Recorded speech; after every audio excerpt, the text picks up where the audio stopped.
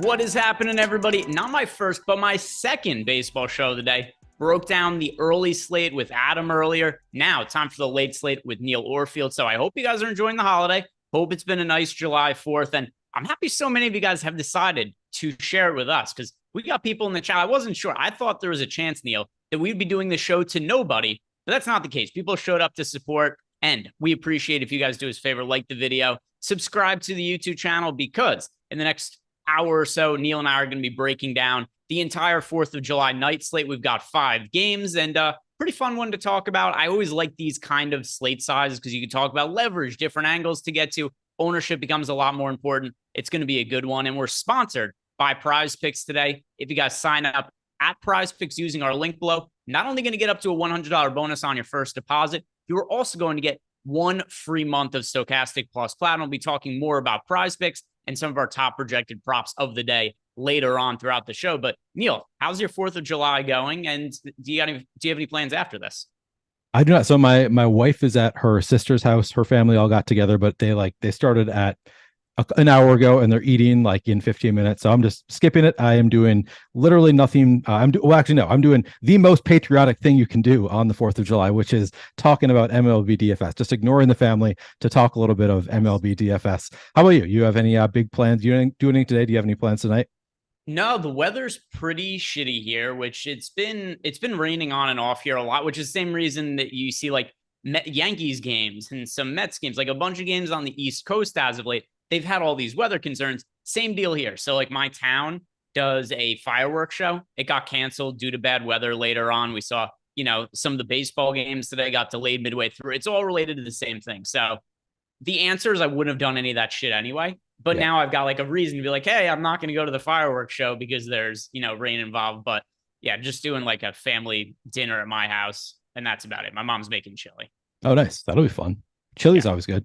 Yep. That's it. Really all we got going on here. I'll eat some chili and then I'll watch the baseball games that I'm going to be betting on, and just ran my lineups through our sims, which I'm pretty excited to break down some of the results of that. And so for you, did you do anything over the weekend to celebrate the holiday, or is it just hanging out with me and doing a baseball show? What did I do? So I know on Sunday we had one of our friends over. Just hung out, ate some food. I did some grilling on Sunday, so I guess that was kind of 4th of July-ish. I honestly don't. I feel like we got together with friends on Saturday, but I cannot remember who we got together with, what we did exactly. It's Tuesday already. I can't remember what I did this weekend.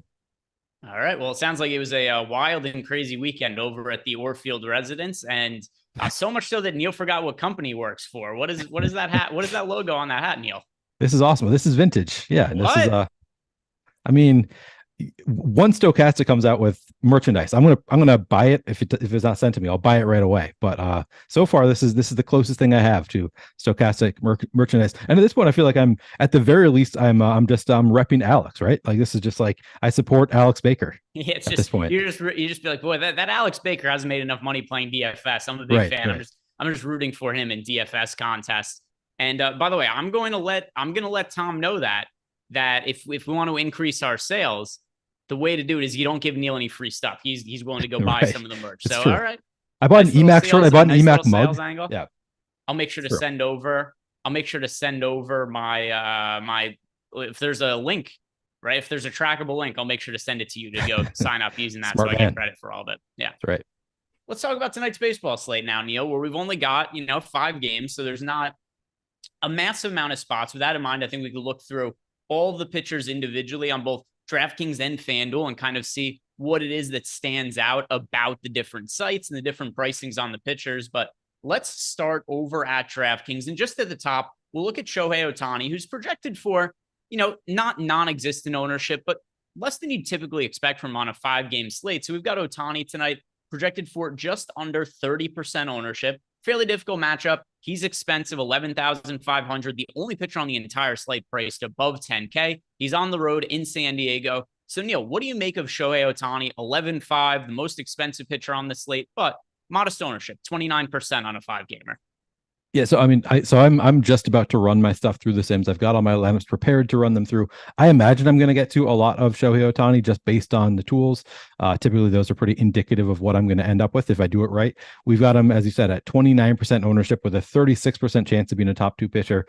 That's pretty nice positive leverage. Obviously, not an easy matchup in San Diego, but it is in San Diego. Like it's a much better ballpark to be pitching in than if it were in LA. So even though he's on the road, I think that's actually a bump to Shohei Ohtani. So yeah, I like him quite a bit at under 30% ownership. I'll be interested to see what the Sims give me. I take it you've already run your Sim. So you how are you feeling about Shohei Ohtani? Yeah, I'm good. I come prepared for shows, Neil. It's this unbelievable thing that I'm capable of doing here. But yeah, I've got everything run through here. Which, by the way, the only reason I was able to is because of your potty break beforehand. So I was able to sit You're here. welcome. I was able to ignore whatever it was that Jordan was telling me, and I was able to make sure my lineups were all finalized and everything was matching up here as I wanted it to. Because every once in a while, I'll run my lineups and I'll be like, hey, something looks weird here, and then it'll be because like there's a player that isn't matching or something along that lines. But no, everything is looking good for me and about finished. But as for Shohei Ohtani, no real stance for me. I have a mid 20s% in my lineup, so really close to the field. I really think the biggest issue that I had with getting overweight to the field, because like you, I assumed I was going to get overweight to the field on Shohei Ohtani, but I think the price point just became a little bit prohibitive and it kind of prevented me from getting to, a mass amount of them. Now, with that said, I'm about even with the field. So, like, no real stance for me on Shohei Ohtani. He's not going to be the guy who makes or breaks my lineups. Yeah, that's fair. So it's interesting. I'm curious to see what I get. That might be just because he is so expensive. I mean, as I said, he's 29% owned with a 36% chance of being a top two pitcher. But as you said, he is 11,500, where every other pitcher is like much, much less expensive, 10% chance of being a top two value. So I guess I don't know exactly how it's going to end up looking for me. We have positive leverage in the like raw sense, but then negative leverage in a point per dollar sense. So I'll be curious to see what I get.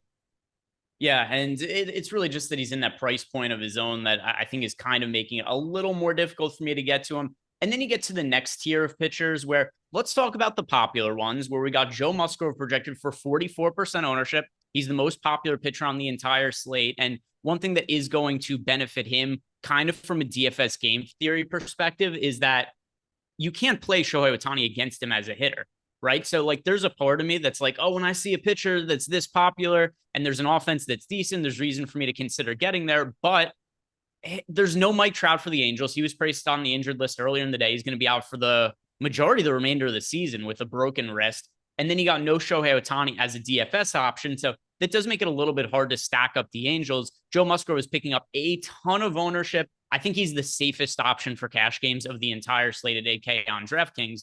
But Neil, what are you going to make of Joe Musgrove in tournaments when he's 44% owned? If we're just assuming cash games, he's an auto lock and easy to play. Yeah, so I agree with you. Easy play in cash games. Mm-hmm. I'm getting way less than I would have expected of Joe Musgrove currently in my first sim, which I might actually give him a little bit of a boost because I don't think that I currently have 4% of Joe Musgrove, and that is light for me. I think that it is such a great spot for him against this version of the Angels here. I mean, I guess they're only missing Trout. Like, even though you can't play Ohtani, he does have to face Ohtani. So I guess it's not the best, but it is, same thing that I said about Shohei Ohtani. This one's in San Diego, clear bump for him to be there. No Mike Trout is definitely a good thing for Joe Musgrove. So we have him projected for 44% ownership, 27% chance of being a top two pitcher, 24% chance of being a top two value pitcher. So it makes sense that I'm going to get way underweight to the field in the Sims, but I might give him just a little bit of a bump because I don't want my night to be made or broken by my Joe Musgrove exposure because it is a nice spot for him. The price is right for him. So I'm going to end up underweight to the field on Joe Musgrove. I'm sure about that, but I don't want to full fade him because it is a good spot for him. How about you? What are you doing with Joe Musgrove? Yeah, I'm underweight to him, not massively. He is currently in 34% of my lineup. So underweight, but once again, nothing really crazy. There is a contrarian spot I really like that I'm going to get to in a second that's going to be related to this price tier. But yeah, Joe Musgrove, I'm a little bit underweight to the field. And, it's not anything that I think is bad with him. Like, I think he's by far points per dollar the best pitcher on the slate. He's just so popular in large field tournaments that it's going to be hard to differentiate any kind of lineups on a 5-game slate if I'm playing, 60, 70% Joe Musgrove. So I'll be a little bit underweight to the field on Musgrove. No kind of real crazy stance on him. And then the other pitcher that we have, the other two pitchers, I should say, that we have in this price tier, are actually three of them. Sorry. We have Lucas Giolito projected for 14% ownership, Chris Bassett projected for 22% ownership, and then Shane Bieber projected for 8% ownership. So to an extent, these guys are all kind of contrarian relative to a 5-game slate. Chris Bassett at 22% ownership, that's certainly some of the field is going there. I see some people in chat are talking up Chris Bassett right now, but nothing crazy. But between Bassett, Bieber, and Giolito, do you have a preferred contrarian play? Between Bassett, Bieber, and Giolito. Yes. I mean, Lucas Giolito, I'm getting to a ton of. I'm not comfortable with it because he's pitching against Toronto. Not a great spot for Lucas Giolito, but we've got him at 14% ownership with a 25% chance of being a top 2 pitcher. He is the one that I'm getting to the most of the group. I'm actually getting to a reasonable amount of Shane Bieber also. I'm getting to, I think those are my two highest. Yep, those are my two highest exposed pitchers on the slate currently are Lucas Giolito and Shane Bieber. So it's really Chris Bassett who is, I'm not getting to a ton of those three. I get why the field is not playing a lot of Giolito or Bieber. They do have terrible matchups against Toronto and Atlanta. Bassett getting the better matchup against the White Sox. He's also cheaper, so kind of makes sense that Bassett getting more ownership than Bieber and Giolito. But the Sims are just giving me more of Giolito and Bieber, which tells me that's probably what I should be doing. So I think I'm probably going to I'm getting to 60% plus of both Giolito and Bieber. I'm a little bit queasy at that. I'm probably going to knock it down a little bit, but I'm going to get more of Giolito and Bieber than I am of Chris Bassett, because I do think that like the ownership projection is right, that Bassett is going to be the highest owned given the matchup, the price tag, etc. So yeah, I'm going with the contrarian approach here, playing Giolito and Bieber more than Bassett. What are you doing with the three of them? I am overweight to both Giolito and Bieber, same as you, overweight to them. Now, I don't have Giolito as one of my most rostered pitchers. I have more of both Shane Bieber and Joe Musgrove than him. Let me see if there's any other pitcher, but Giolito is my third most rostered pitcher. So I get more of Musgrove, I get more of Shane Bieber, and then Giolito coming in third. Two reasons why I'm getting to Giolito. And number one, he's not been terrible this year. He's been okay. 3.53 ERA, 4.18 expected ERA.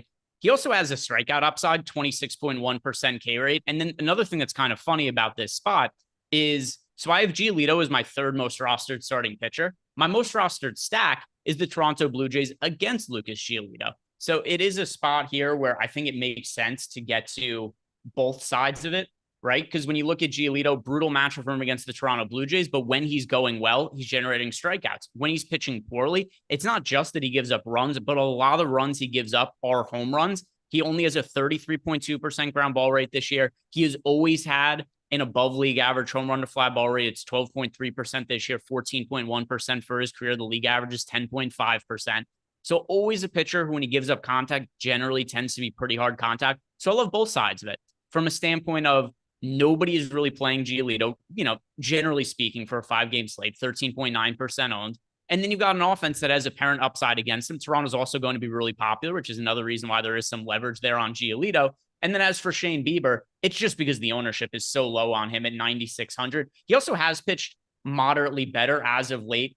You look at his last 4 starts, 8 strikeouts, 5 strikeouts, 9 strikeouts. So a little bit of an uptick in strikeouts as of late for Shane Bieber after a slower start to the year. So I'm with you. I think both these guys make sense as contrarian options at their ownership rates. I don't feel good about either one of them. It's brutal matchups against the Braves and the Blue Jays, but you get to a point where the ownership makes it make sense. So I like both those guys. It was how I felt earlier today about Kodai Senga. And then what happens? I finished the show with Adam, and then immediately he isn't pitching anymore. It's like, cool, I just did a show where everything I talked about went to shit and it didn't matter at all anymore. Yeah. But so hopefully Giolito and Shane Bieber will end up pitching today and they don't get scratched or anything like that. But I'm with you. 2 pitchers that I'm going to be overweight to. And I think it's a good way to differentiate in large field tournaments. I wouldn't play either of them in cash games, though. So Gabby already asked, can we go over some game-by-game strategy? Oh, game-by-game strategy. I was thinking just game strategy in general, since there is no strategy show. I mean, we will be covering, I think, probably all the games. Since it's just 5 games, we'll be doing it. But I just want to say a strategy point this. I think that so generally we would say, and I say this all the time, we're more willing to eat chalk at pitcher and get different at with the stacks. I feel like on a shorter slate, maybe it's a little bit more viable. And maybe this is just the way the sims are leading me, which is kind of leading me to this thought. Like maybe it is more viable to get different with pitchers on a short slate, particularly on a slate like today, where like none of the pitchers are standing out as like must play. Like there's no Spencer Strider. Maybe it does make sense to like avoid the chalk a little bit more on a short slate because you really can differentiate more. Like on a larger slate, it's like, well, you can, sometimes you'll have negative leverage on a pitcher, but like there's still a good chance that they're going to be top 4, top 5. But on this slate in particular, where it's a little bit shorter, like I could see significant differences in what some of the pitchers are doing. So if you can get a guy at 10% owned and he puts up 24, and then the guy who's 44% owned puts up 16, like you're going to be able to differentiate yourself a little bit more. And I'm sort of, kind of spitballing here. It's not like something that I feel really strongly about, but I can kind of make a case for that, I think. The smaller the slates are, the more contrarian my lineups typically end up being. Mm-hmm. And that's always been the case for me in baseball. And that's why I love these small slates so much. When they go poorly, I get absolutely wrecked, destroyed on small baseball slates when the chalk hits and the contrarian spots don't work.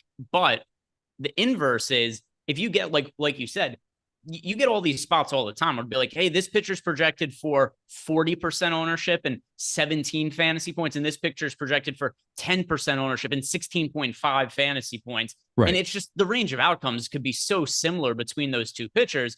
It's just the ownership that's different. So you hope you go with the lower rostered guy who, honestly, a lot of those spots are like 55, 45 coin flips. And then you just hope you get the 45%. And then you're leapfrogging a much bigger portion of the field than you otherwise would be. That's kind of the thought process I've always played. Yeah. And this is honestly probably been, I would have to look. I don't even know how I would look at all of these results, but I think for me, my overall, like across NBA, MLB, NFL, MMA, whatever DFS sport, I do think what I've been most profitable on in like the 7 years that this has been a primary source of income for me has been baseball slates that are like 4 to 7 or 4 to 8 games or something like that. And that's just off the top of my head. I don't know that totally for sure, but I feel that to be true. Yeah, I don't know for baseball what I have had more success with overall. I think mid-size slates, like when I think of like my biggest wins in baseball, I think generally have been mid-size slates. But I always feel the most confident going in on short slates because I'm like, well, that's an obvious place to exploit. And like usually like 3/4 of the way through on a short slate, I'm doing pretty well, and then just doesn't go my way because you kind of need to make it to the top. But I do feel like there is more edge generally on shorter slates. Yeah, and I mean it's also going to be somewhat biased for me because my biggest win came on, it was either a 3 or 4 game slate on FanDuel, where it was a slate where like Aaron Nola was like 80% owned pitching against the Padres. And I played 0 of Nola and just went all in on the Padres that day. And then the Padres scored 1 million runs against him. So I came in that day, I had like 16 or 17 of the top 20 spots on FanDuel. So like that's my biggest win that I've ever had in baseball. So that definitely does inform somewhat of how I approach these slates, but it also kind of goes to show like what the benefits could be of playing contrarian, because that one slate made my entire baseball season. And I'm sure I probably got my ass kicked on like 8 out of 10 short slates playing it that year for baseball, but it's that one pays off and it makes for the entire season. Yep, exactly. You just need that one to hit. Just takes one. All right. So let's go ahead and talk about some of the other chalky pitchers. Because if you look at guys like Tyreek Skubal, 7,200, he's projected for 27% ownership. And then Emmett Sheehan at 6,400, he's projected for 29% ownership. So we've got these cheaper pitchers that are really popular as SP2 options on DraftKings. Do you have a preference between them, Neil? Or are you going to be underweight to both of them, or maybe overweight to both?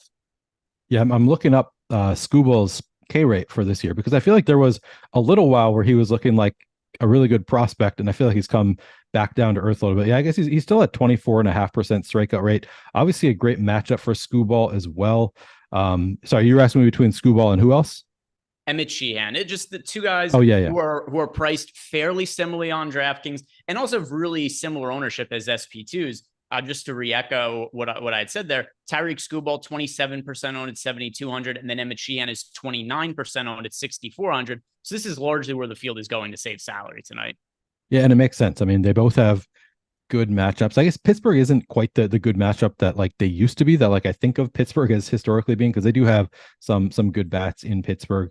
Man, it's a tough one. I think I'm going to go with Skubal just because, yeah, he's a little bit more expensive, but we do have, 24% chance of being a top 2 pitcher versus 20% for Emmett Sheehan. Sheehan is also less expensive, but coming in, Sheehan a little bit more ownership as well. So I think I lean slightly towards Skubal, but I think they're both great SP2 options. Do you have a lean here? So I am going to be underweight to both of them, and I'm going to break down why right here. And Skubal has been really good in the past. I don't know what to make of him, though, right? We haven't seen him pitch at the big leagues since last year when he tore his UCL and ended up having to undergo surgery. And then you look at him in the minor leagues this year, and there's also just not all that large of a sample size because he's only pitched 14 innings in the minor leagues. Now, the starts went really well. He pitched 14 innings. He had 20 strikeouts, but he only topped 5 strikeouts once in his minor league starts, made 5 minor league appearances, and his innings were really, really restricted. So here are his innings pitched by minor league outings: 2, 3, 3, 2 2/3, and then 4. For all we know, Skubal might only be throwing 4 innings today. It's been such a long layoff for him. There's no reason either for them to really force him and make him be extended here. So considering the uncertainty with his pitch counts and the fact that he hasn't pitched in the big leagues for so long, I'm kind of more apt to stack against him as a chalky pitcher. Just for like you said, it's it's just one of these spots where I have too many questions and I don't really know what to make of it. Other than I know that Skubal is going to be really chalky. And here's how I would play this: if nobody was playing Skubal and people were stacking against him, I would want to play Skubal. And then because people are playing Skubal and not really stacking against him, I'm more inclined to stack against him, because that's how I think you want to embrace the kind of variance here. And also we've got, Jared in the YouTube chat just said he threw 60 pitches in his last minor league start. Yeah, I just don't know what to expect from him here. It's really hard to know based on the rust, him not pitching at the big league level, the restricted innings in the minor league stuff. To me, it's fairly crazy he's as popular as he is. Yeah, so I totally missed that. I was looking at his stats from 2022 when I was saying he's still at 25% this year. That was 2022 stats. So yeah, he has not pitched in the majors yet this year. I missed that. That is a very important note that he is potentially on a pitch count. So yeah, I'm with you. That is, I said he was a great option, and now I'm taking it back on a pitch count. I mean, he could still get 5 innings and a win. It is still a great matchup. He is still a good pitcher, but man, that's because it's a 5-game slate. I guess you said it exactly right. Like it's a 5-game slate where if the field weren't going there, sure, I'd take that shot. But with the field being with him being a little bit chalky, it does bring me down some of my interest away from Skubal a little bit. I am getting to 11%, which feels about right. So I think I'm just going to leave it where I am at 11%. But that's definitely a ding for me. I would probably break it towards Emmett Sheehan instead in that case. Yeah, and I do a little bit more of Sheehan, but like I said, I'm going to be underweight to both of these pitchers. Sheehan has looked really good so far, but also once again, it's a really small sample size. He has made 3 big league starts. In those starts, he's a 2.65 ERA, 2.82 expected ERA. He has struggled to generate strikeouts, but he has really good stuff. Sub 20% K rate. Matchup against the Pirates is a decent one. He projects okay for the rest of the season. Most projection sites have him as a guy who's going to have a strikeout rate in the low 20% range, ERA in the low to mid 4s, which is acceptable. But relative to what his ownership is, I'd just rather be going elsewhere. I prefer him a little bit to Skubal just because of Skubal having even more question marks around him. But with that said, Sheehan, Skubal, both pitchers I'm going to be underweight to. Are there any value pitchers you are getting to any significant amount of that are not Sheehan or Skubal that you think are potential pivots? Good question. Let me see what I'm getting to. I don't believe so, since I am getting so much of Bieber and Giolito. I think I'm mostly paying up a pitcher. Yeah, my top 4: Sheehan, Giolito, Ohtani, Musgrove. JP Sears looks like I'm getting to a little bit of, which I guess the field is getting to some JP Sears too. With against Detroit, obviously a great matchup.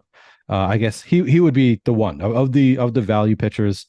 JP Sears clearly the most interesting against Detroit at 5,600. He is the second cheapest pitcher on the slate after Luis Ortiz. Makes a lot of sense. 36% chance of being a top 2 value pitcher at 5,600. I think the strikeout line was like 5.5 or something for JP Sears. So not a really low strikeout line either. He looks really good here. He would be the value pitcher that I have the most interest in. How about you? Let's see. I mean, for me, it's really, I'm paying up a pitcher. There's no cheap pitcher I'm getting to all the much exposure of. I don't think I have any pitcher outside of So outside of Otani, Giolito, Bieber, and Musgrove, I don't have more than 20% of any pitcher today. So kind of by default, my answer is going to be, I think you guys should be spending up at pitcher today. If you want to go cheap, you've got guys like Sheehan there. JP Sears is projected for 21% ownership. I have him in 15% of lineups as of now. So for me, I think it's a good slate to pay up at pitcher, be a little bit contrarian. And I don't really have anybody else to talk about at pitcher. Anybody else that's standing out to you in any kind of way? What's standing out to me is Jordan Klein saying if we get 250 likes, he's going to chug a beer at the end of the stream. I would love to see that, but no, I don't think that there are any other pitchers that are standing out to me. Greg, are you going to chug a beer with Jordan? I'm not allowed to drink. Oh, that's right. That is right. I'm noticing. Me? Yeah, you're right. I don't want to kill you. Jordan is trying to kill you. Jordan was trying to peer pressure you into it, not me. Kobe Allard's, who is bringing that up? SMP brings up Kobe Allard as kind of an interesting play. He's 6,800. We do have some positive leverage on Allard, so I guess I can see the case to be made for Kobe Allard. I don't know that I actually got to any. I'm not going to go back and change anything to get to some Kobe Allard, but yeah, I mean, like these are the kind of slates where you can take shots on really low owned pitchers that just have a shot of getting there. So I don't hate it.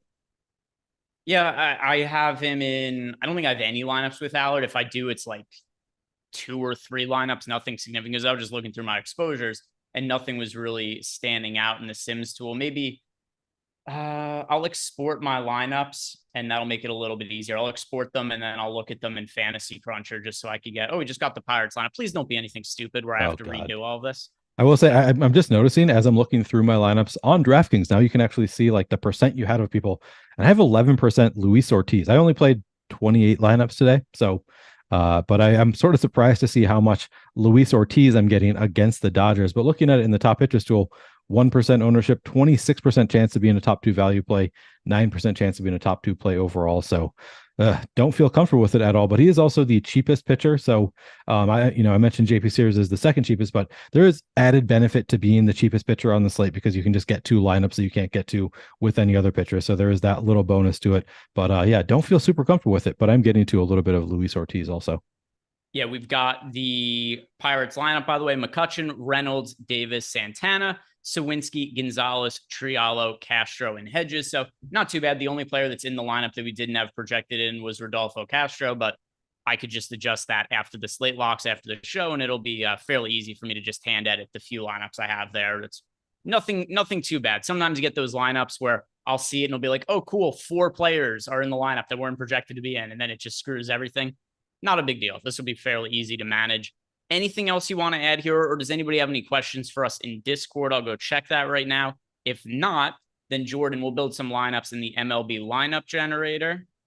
Yeah, let's do that. I don't see anything else that I think we've talked about every pitcher on the slate. So I think we've covered it enough. And yeah, somebody said, Aggressive Goose says Jordan needs to be shirtless for the chug. And I agree. Like you can't chug a beer with a shirt on. So I think we can count on Jordan taking his shirt off for the beer chug.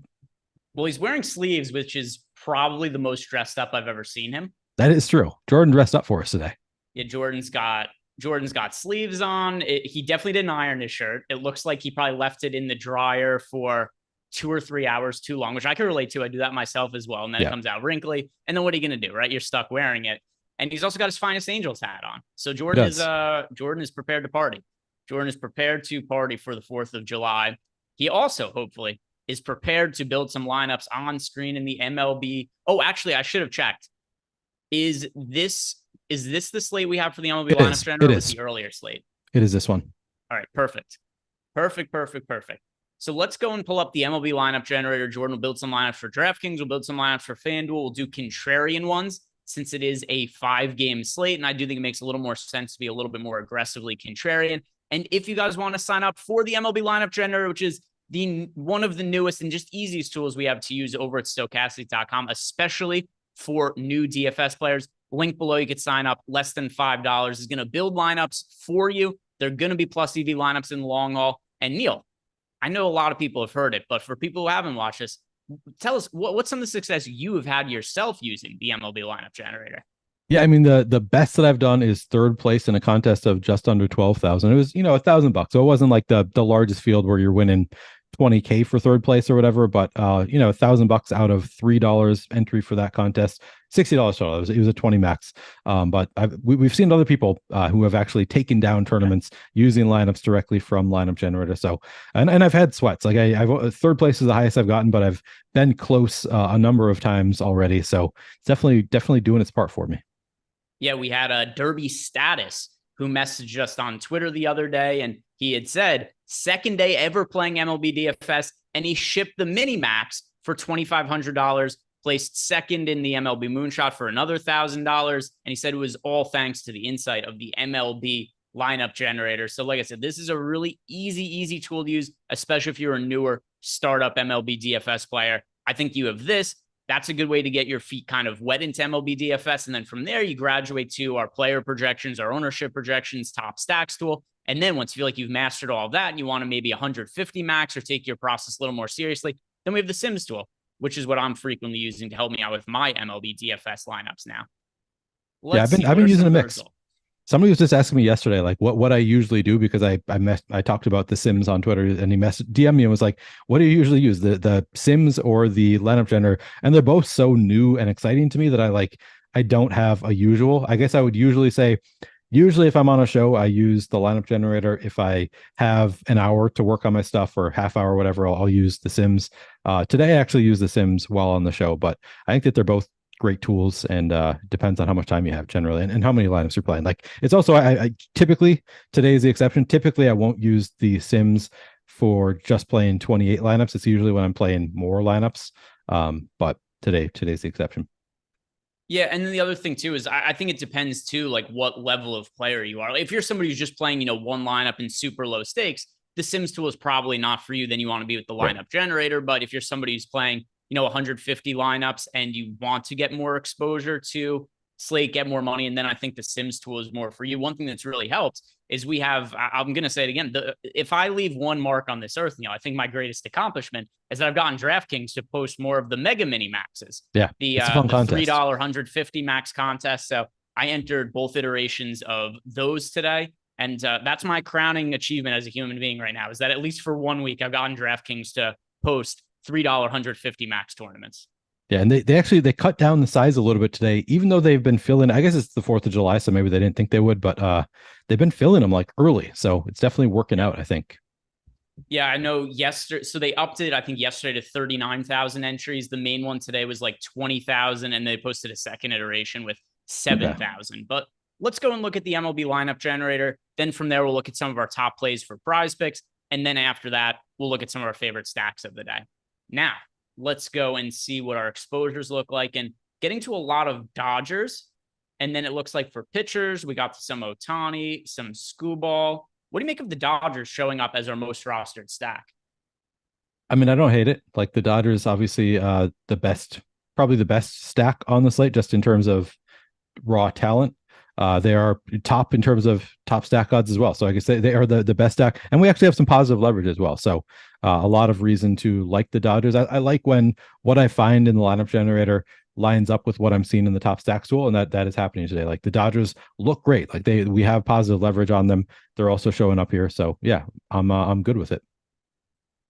The three teams that I have more than 10% exposure to, Neil. One of them is the Dodgers. The other one is the Detroit Tigers, and the other is the Toronto Blue Jays. So I have no issue with the Dodgers being a team here that we're getting the most exposure to. As far as pitchers go, Shohei Ohtani, Lucas Giolito, so getting overweight to Giolito. I'll scroll down a little bit, Jordan. I'm curious to see if we got to any of Bieber here.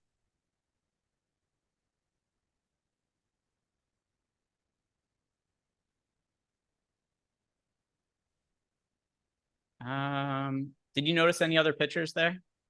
I did not. I missed the start of the scroll, but I didn't see any pitch. Oh, there's Joe Musgrove, 15%. Musgrove. So yeah, making contrarian lineups became an underweight to the field on Musgrove. There's some Sheehan 20%. And let's see, what is the second stack we got the most of?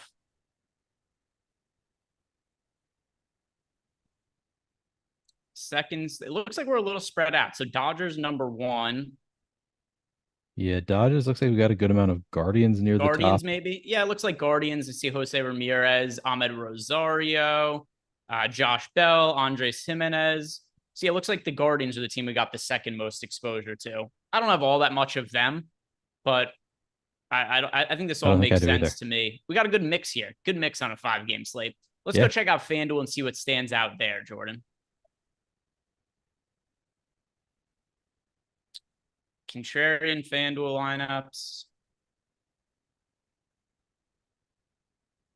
I'm seeing Dodgers. I saw some Pirates were popping up there. And yeah, Dodgers again, Freddie Freeman, Mookie Betts, then some Detroit Tigers. So for FanDuel purposes, it looks like we're primarily getting to Tigers and to Dodgers, which I'm cool with. I mentioned before, 3 teams I have the most exposure to. One of them is the Dodgers. One of them is the Detroit Tigers. So I think that both of those make a whole good amount of sense. In fact, because this is also going to tie into Be Real. Be Real 07 in the YouTube chat is asking what my single entry stack is for today. And it is the Detroit Tigers. That's the team I'm getting to in single entry. I have a very contrarian single entry lineup, especially because my 2 pitchers are Giolito and Bieber over on DK. But Tigers, that is my single entry stack of the day. And here, yeah, Dodgers, Tigers, Ohtani. Scroll down a little bit, Jordan. I want to see who the other pitcher we got the most exposure to is. Giolito here, then Joe Musgrove. Anything else standing out to you, Neil? No, I think that, I mean, it stands out to me how spread out we are, like on both sites to some extent. What was our top exposure here? I know that when I ran it earlier and I did a mix of lineups, I got to 75% Freddie Freeman. Okay, so we got to 72%. So that's a little bit more than I would be comfortable with, I think, in a 20 max, but it is a 5-game slate. Like, I don't think that it's overkill necessarily. It's just I like to spread out my risk a little bit more. So I probably would get rid of some of my Freddie Freeman lineups, go back and get some that don't have Freddie Freeman in them. But overall, I'd say that we're pretty spread out for a 5-game slate, and I'm happy with that. All right, so that has it. That is the top information here from the lineup generator. By the way, also, if you guys are watching this, little cheat code, something you can do. Look at the MLB lineup generator. If you're hand building a lineup or two, you can just pick off some of the pitchers we get the most exposure to, the hitters. I know there's some people that have had a lot of success using the MLB lineup generator, but also hand building, where they just mix and match some of the players that they're getting the most exposure to here. And then they are using that to build their lineups. By the way, guys, don't forget, if you like this video, subscribe to the YouTube channel. Jordan Klein is going to be chugging a beer at the end on camera. Correct, Jordan? 250 likes. So we need about 100 more. And then that'll enable you guys the greatest holiday gift that anybody could give you: Jordan Klein drinking beer. Shirtless. A rare sight.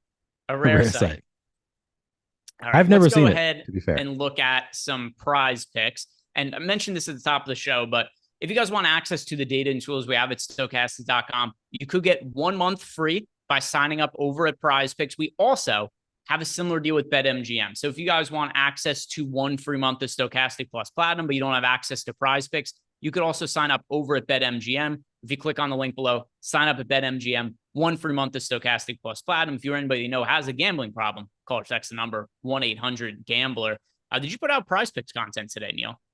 I put out one PrizePicks card. I remember that I had the overs for Freddie Freeman and Mookie Betts, which, to be honest, was not the strongest bet on the day by itself. Like, neither of them was extremely strong, but I liked it as a correlated bet, taking the overs on both Freeman and Mookie Betts. I know I had the unders on some so I used OddsShopper to help me with it. I don't remember I know that I took a few unders on 1.5 total bases on, I'm trying to remember who it was that I had.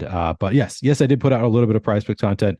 They've also been doing tacos all day, which is always helpful in finding good bets. As you can see, yeah, they're Chris not Bassett. Tacos today. They're Red Rockets. I missed that. I totally missed that. But those are always helpful in finding some plus EV bets. Yeah, I think I took the under there on the JP Sears 5.5 strikeouts. That was actually one that I used. I'm going to guess you took the under on JP Sears. I did. Under. So, by the way, also take advantage of some of these. I don't know what are they called for 4th of July? Are they called Red Rockets, or what are they calling them? You just told discount. me those. It's 30% discount. Is that not what that is on screen, Jordan? Right. Anyway, you got a good discount there. Chris Bassett over 3.5 strikeouts. I think that is something to take advantage of over on PrizePicks. And then if you look at some of the other projections and data we have over at Stokastic.com, some other projections that are standing out for PrizePicks in our Pick'em Pro tool. Joe Musgrove under 6.5 strikeouts. We have him projected for 5.4. And Mitch Sheehan under 5.5 strikeouts. We have him projected for 4.7. And then obviously this Chris Bassett one looks really good, over 3.5. And we have him projected for closer to 5 strikeouts. So take advantage of that Chris Bassett discount. Anything else from PrizePicks you want to talk about here, Neil? No, I mean, just keep your eye out. New bets come out throughout the day. You can always use OddsShopper to identify great new bets. I also enjoy doing some of the like pitcher fantasy score, hitter fantasy score type stuff, just because we can use our projections. Like I think actually Shohei Ohtani, I think that's another one that I used. The line is like 39.5. We haven't projected for 36, which isn't as like some days you're going to find much better unders than that. But for a 5-game slate, I was okay taking the under on 39.5 fantasy points for Shohei Ohtani. But yeah, it's a really fun place to play when you can't sports bet where you are. And I guess one thing, if any of you are living in Indiana and you're new, you haven't tried out PrizePicks before. I don't know if maybe you already said this, Greg, but I think today is the first day that you can play in Indiana. Is that right? The PrizePick, I mean, I've never been able to play on PrizePick, so I'm not really aware of which states do and don't, but okay. I did see it was either today or yesterday it launched, I believe. Yeah, so it's brand new in Indiana. If you live in Indiana, you have not been able to play in the past. As of now, you can play PrizePick, so check it out.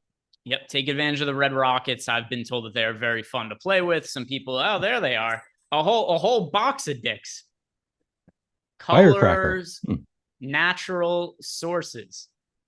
I find that to be very unlikely. Those look pretty natural to me. Is that what color they are when they're grown in the wild? Yeah, exactly. They come out just like that. Yeah, that's like, no, this is how popsicles look naturally. Is it? That's how popsicles look naturally where they're grown in their environment. What I'm noticing is the fruits on the side. So like we've got cherries, so I assume that's the red, blueberries for the blue, and then is that a lime for the white? A lemon. It's a lemon for the white. Okay. Yeah, lemons are white. That makes sense. All right. It's natural. All right. So there you go. That's a natural Red Rocket. That's how they look in their real environment there. If you guys want to go put them in your mouth and eat them, that works. Or you could use them for 30% off over on PrizePicks. Lots of different utilities for the Red Rockets. Now let's go ahead and look at the top stacks tool here, Neil Orfield. And, you know, we've talked a lot about our top stacks as we've gone. People already know that I mentioned my single entry stack of the day is the Detroit Tigers. If you're playing one lineup, Neil, and had to pick one team to stack today, what would be your stack in that one lineup? It would probably be Atlanta. And I know I played a ton of Shane Bieber also, but Atlanta coming in at 12% ownership with a 16% chance of being the top stack. We do have the Dodgers looking slightly better than Atlanta with a 17% ownership, 21% chance of being the top stack. But I'm a little bit concerned that the ownership's going to get out of hand for the Dodgers. So I'm going to go with Atlanta in Cleveland as my top stack. Going with Atlanta against Shane Bieber. Yeah, it's not the best spot for Atlanta, but 5-game slate, and they're only getting 12% ownership for the Braves on a 5-game slate is interesting to me. Some questions in our Discord channel, which we'll answer before we talk about the rest of the stacks on the slate. Tim Lee wants to know my favorite team today. So it depends what we're talking about. In single entry stuff, I mentioned once again that I'm stacking the Detroit Tigers. Overall, large field, the team I get the most exposure to is the Blue Jays. So if we're just talking about over the course of 150 lineups, which team do I have the most of? That is Toronto. For yourself, Neil, which team do you actually have the most exposure to as a stack overall? That is a very good question, and I can figure that out quickly looking at stack ROI. No, that's not right. I'm so bad at figuring these things out in I'll just look. I think it's the Dodgers, but let me check. And while you were looking that up, Dodgers for you? Yep, it is the Dodgers. Yep. Yeah. I mean, one of 3 teams that I have primary exposure to, which once again, to reiterate, is the Dodgers, the Tigers, and the Blue Jays. And now another question we have from Snips1234 in Discord. He wants to know, is Kobe Allard actually starting, or is this going to be a bullpen game? Kind of both. Allard pitched 4 2/3 innings in his debut with the Braves. So I would expect we're getting somewhere around 5 innings, as long as he pitches decently, right? If he gets his ass kicked, it's probably less than that. But his debut with the team, he pitched 4 2/3 shutout innings, had 8 strikeouts, had a decent fantasy outing there. So, Kobe Allard's a starter. Not somebody I'm playing today, but yeah, he's somebody who I expect to start and has potential to be okay if everything goes his way there. So, Neil, you had mentioned that the Los Angeles Dodgers are the team you're getting the most exposure to. The Dodgers are the Tigers are right there as well. So it would be it's either the Dodgers or the Tigers. I'm pretty confident in that. Just looking at my player exposures, I've got 25% Acuna as well, so I'm getting to a good amount of the Braves as well. But I'm pretty sure it's the Dodgers or the Tigers that I'm getting the most of.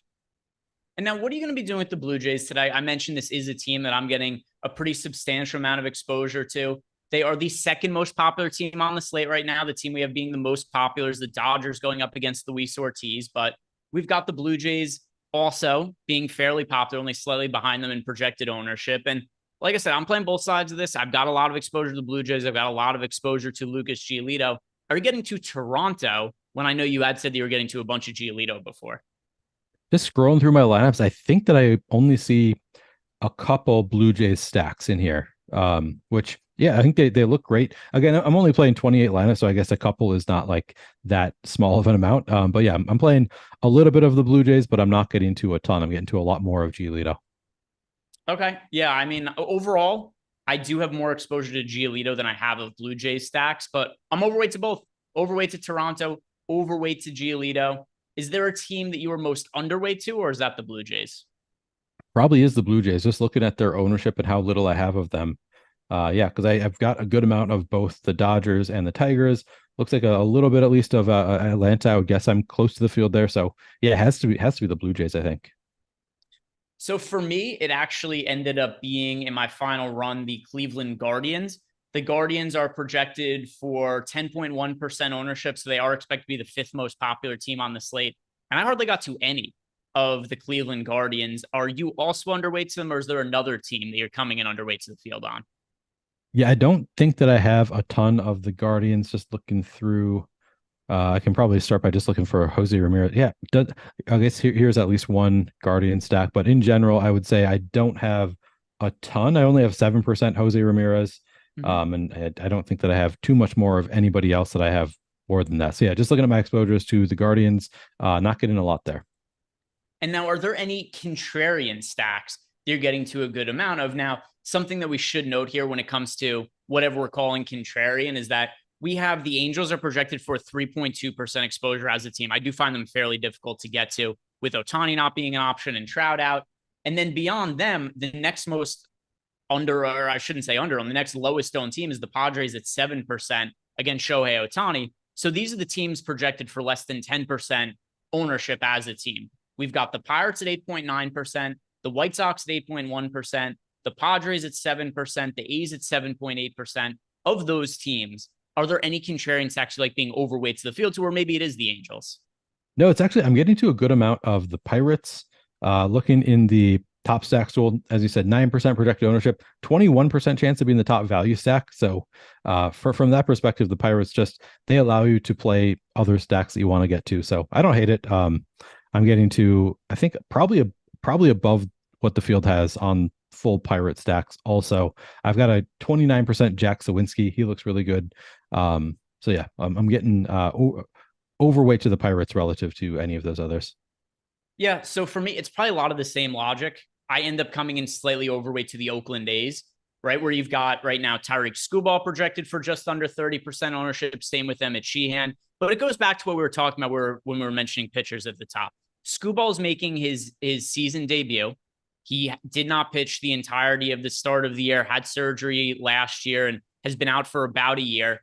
In the minor leagues, he's pitched well, but he hasn't gone past 4 innings. And he's also only made 5 starts, so it's hard to look all that much into it. So with all of the uncertainty surrounding Tyreek Skubal, I like the Oakland A's as a contrarian stack just for that reason. Now it's the Oakland A's. It could go horribly wrong because they suck, right? But it's never something you feel great about, but they're really cheap, and it enables me to pay up for the pitchers I like, right? Because we talked about we like a lot of these high-end pitchers that are really contrarian, like Shane Bieber, getting to Lucas Giolito. So it's pretty easy to have a really contrarian lineup with an Oakland A's stack with some of those pitchers. So that is something that I am. Are we at 250 likes now?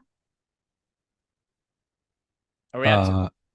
I think we're at 165, and My Jordan had God. asked for 250. So I think that we're far away still, from what I can tell. Up to 168. So All right. I understand what's going on here. The people don't understand that there's more involved to getting Jordan drunk on the stream, because it's not only is he going to drink the beer. So guys, like the video, subscribe to the YouTube channel, but you get Jordan drunk enough and the clothes start coming off. So I'm just saying, you guys might want to be a little more motivated to get us the extra likes. Only 3 minutes left to go in the show. Like the video, subscribe to the YouTube channel. Jordan just left to go get a beer, I believe, anyway. Either that or he just left and we're never going to see him again. But yeah, Jordan has left his perch.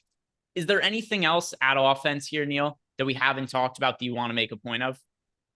I think that we've covered all the teams that I'm playing with any significant volume.